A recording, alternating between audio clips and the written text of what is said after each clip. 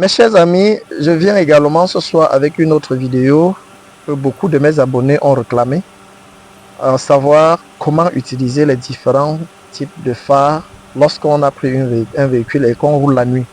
Vous savez, beaucoup d'accidents également résultent de la mauvaise utilisation des phares, ce qui n'est pas important. Alors déjà, je vais vous dire que devant les phares, nous avons 6 catégories de feux. Les premiers feux commencent déjà par les clignotants. On peut commencer par le clignotant. Vous voyez, on active le clignotant gauche. Lorsque je vais activer le clignotant gauche, je baisse cette commande justement, juste par le bas. Comme vous voyez, ma main pousser la commande par le bas, ça c'est pour activer le clignotant gauche. Et lorsque je vais activer le clignotant droit, je ramène tout simplement la commande en haut et puis je la pousse, je la soulève un peu plus haut. C'est ça la commande, c'est ça le clignotant droit quand on active.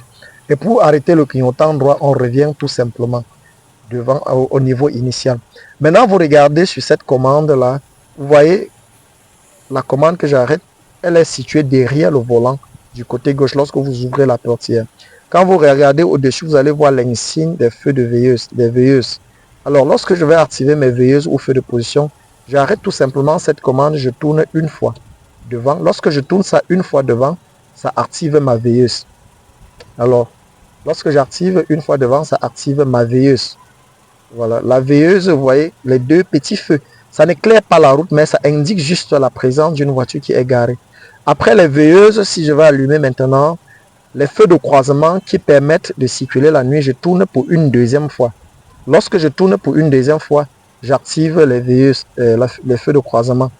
Alors les feux de croisement, maintenant, ça permet de rouler en agglomération dans la ville. Voilà les feux de croisement, j'éteins et je rallume. C'est ça les feux de croisement qui permet de rouler en agglomération. Et ce sont des feux qui n'éclairent pas les usagers, qui n'éblouissent pas les yeux des usagers qui viennent en face.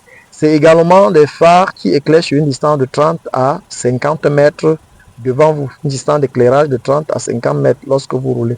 Après les feux de croisement, troisième catégorie de feux, vous avez les pleins phares ou les feux de route. Quand vous voulez activer les pleins phares ou feux de route, vous arrêtez simplement cette commande. Vous poussez vers le tableau de bord. Vous poussez loin derrière vers le tableau de bord. Et lorsque vous activez les pleins phares, pour savoir que vos pleins phares sont activés, vous allez voir ce voyant bleu qui signale au tableau de bord. J'espère que vous voyez bien.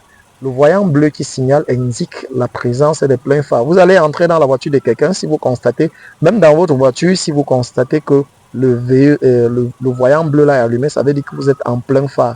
Lorsqu'on est en plein phare et étant dans l'agglomération, ce n'est pas normal parce que les pleins phares ou les feux de route sont utilisés simplement et uniquement hors agglomération ou en rase campagne ou dans la brousse. C'est ça qui vous permet de voir la route à distance et éclaire sur une distance généralement de 100 à 150 mètres devant vous.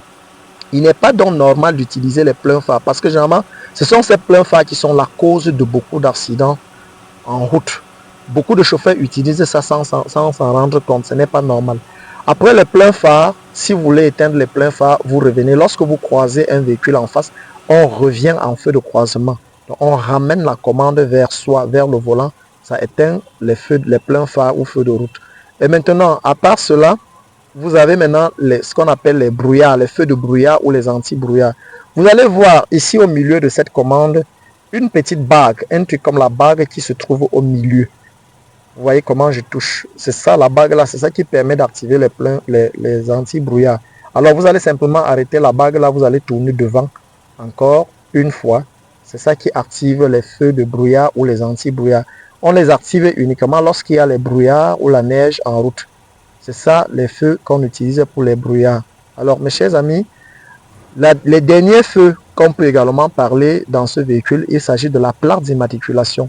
La plaque d'immatriculation est comptée comme un feu parce que ça reflète la lumière la nuit. Lorsque la nuit tombe, il faut activer les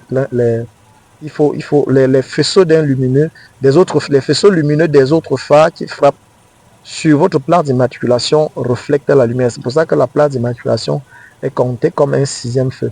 Je fais cette vidéo pour attirer votre attention sur déjà la connaissance des différents phares et les feux qui se trouvent devant le véhicule. Et en plus, comment est-ce qu'on doit les utiliser? Éviter d'utiliser les pleins phares en agglomération. Maintenant, si hors agglomération, vous êtes ébloui par les phares d'un autre usager, faites-lui, d'un autre usager qui vient en face de vous, faites-lui les jeux de phare. Les jeux de phare, il faut attraper tout simplement cette commande des feux. vous tirez vers le volant, vers soi, vers le chauffeur, plusieurs fois répété. Quand vous faites ça, vous êtes en train de faire ce qu'on appelle les jeux de phare ou les appels lumineux. Vous allez voir, ça quitte des feux de croisement en plein phare et des pleins phares en feu de croisement. Feu de croisement en plein phare, c'est ça donc, c'est que vous appelez les appels lumineux. Lorsque vous faites ça, à un usager qui vient en face de vous avec les pleins phares, s'il comprend le message, il va éteindre ses pleins phares. Mais s'il ne comprend pas le message et il maintient ses pleins phares, on vous conseille simplement de regarder la bordure droite de la chaussée et de serrer beaucoup plus à droite. Si possible, si vous êtes trop gêné et que vous ne voyez pas bien la route ou la rigole, vous arrêtez, vous serrez à droite, vous vous arrêtez, vous attendez celui-là passe avant que vous ne preniez encore la route. Évitez aussi d'activer les pleins phares lorsque vous êtes ébloui par les pleins phares d'un autre usager. Mes chers amis, j'espère que vous avez aimé la vidéo. Si vous avez aimé la vidéo, n'oubliez pas de vous abonner, n'oubliez pas de liker et de partager, surtout de poser vos préoccupations dans les commentaires. Merci.